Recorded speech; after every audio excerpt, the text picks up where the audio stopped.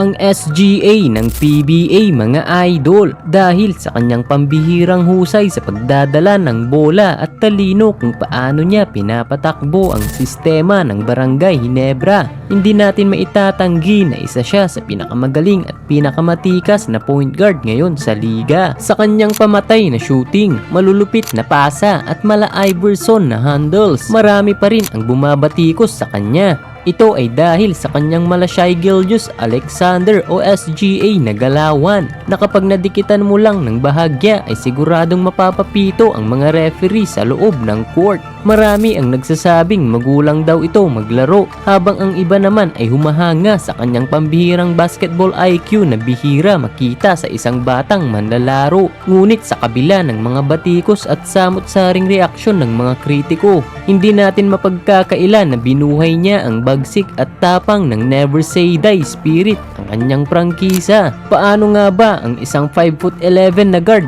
ay nagawang guluhin ang depensa ng mga dambuhalang import at dominain ang pinakamataas na liga sa Pilipinas? Sino nga ba ang basketballistang ito bago niya narating ang tugatog ng tagumpay at gumawa ng ingay sa buong bansa? Bago natin ipagpatuloy ang makulay niyang kwento, mag-subscribe ka muna at pindutin ang notification bell para lagi kang updated sa mga bago nating upload. Tara, tunghayan natin ang kanyang kwento dito sa PBA.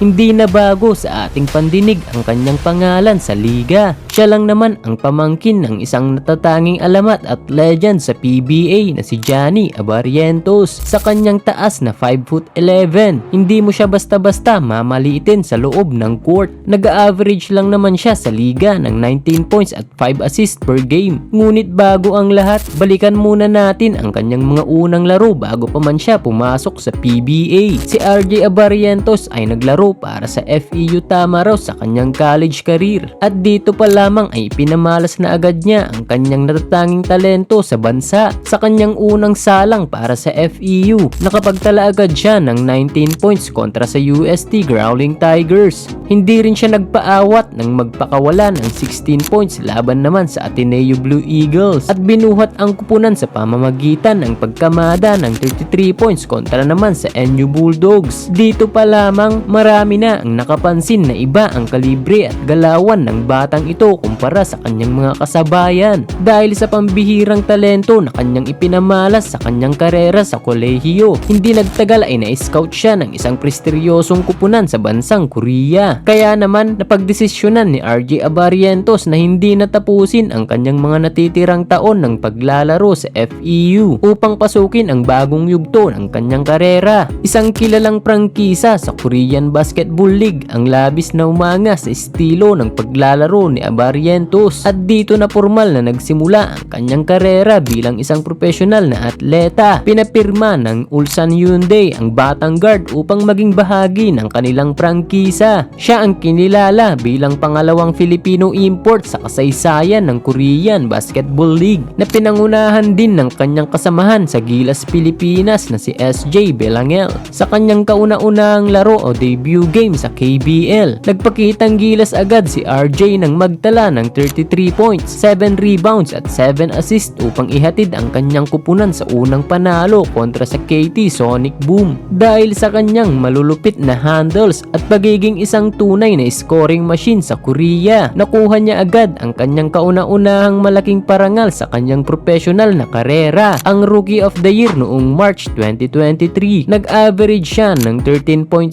points, 2.7 3-point field goals at 4.8 assists sa kanyang 51 games habang nagtatala ng 29 minutes of playing time sa kanyang debut season. Ngunit sa taong ding yun, laking gulat ng marami nang bigla siyang humiwalay sa naturang prangkisa. Noong July 4, 2023, pumirma muli ng panibagong kontrata si Abarrientos. Ngunit sa pagkakataong ito ay hindi na sa KBL. Dito ay mas lalong nahasa ang kanyang talento sa pagpapasiklab ng lumipat siya sa mas mataas na antas ng kompetisyon sa Japan B-League matapos makuha ng Shinshu Brave Warriors ang kanyang serbisyo. Sa Japan, ipinamalas ni Barrientos ang kanyang mga perimeter dagger shots, mala Iverson na crossover at bilis na maihahalin tulad sa isang Jason Castro. Kitang-kita ang kalamangan ni Barrientos laban sa mga guards ng mga Hapon. Kahit mas matangkad ang mga bumabantay sa kanya, dinadaan lamang niya ito sa talino at gulang sa loob ng court. Nakapaglaro lamang siya ng isang season sa Japan kung saan nagtala siya ng 16 points per game. Hindi naging maganda ang takbo ng kanyang prangkisa matapos silang magtapos sa season na may 10 wins at 50 losses. Noong July 14, 2024, naisipan ng kampo ni Barrientos na pasukin ang pinakamataas at pinakasikat na liga sa Pilipinas, ang PBA. Hindi pinalampas ng Barangay Ginebra San Miguel ang pagkakataon at kinuha si Barrientos bilang 3rd overall pick noong 2024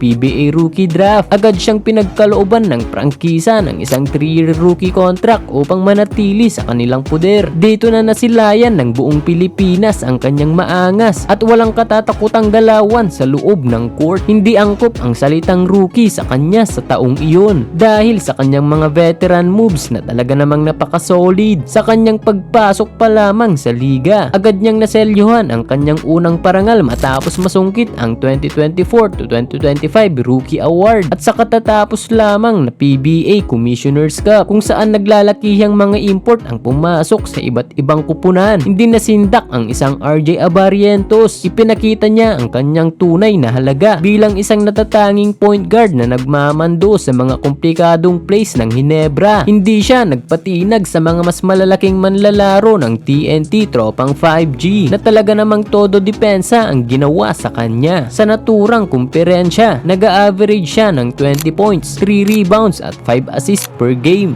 Dahil sa kanyang napakalaking ambag sa kupunan, nakuha niya ang parangal bilang best player of the conference kamakailan lamang. Napakabihira sa isang manlalaro ang makasungkit ng Rookie of the Year na sinundan agad ng best player of the conference. At dahil sa kanyang kabayanihan, muling nakuha ng Barangay Ginebra ang prestiryosong kampyonato na matagal-tagal na rin nilang inaasam-asam. Dito ipinamalas ni Barrientos ang mga crucial na tira sa finals. Mapa 3 points man o mapa 4 point shot ay talagang napapaaray ang depensa ng TNT sa bawat bitaw niya ng bola. Sa kasalukuyan, masasabing wala pa siya sa kanyang prime kung tutuusin dahil napakabata pa niya at marami pa siyang matututunan sa hinaharap. Ngunit sa kanyang ipinapakitang galawan ngayon, masasabing angat na angat talaga siya sa lahat ng mga point guards ngayon sa PBA. Ano ang masasabi nyo sa panibagong kasaysayan na ginawa ni RJ Barrientos, mga idol? Sa tingin nyo ba ay may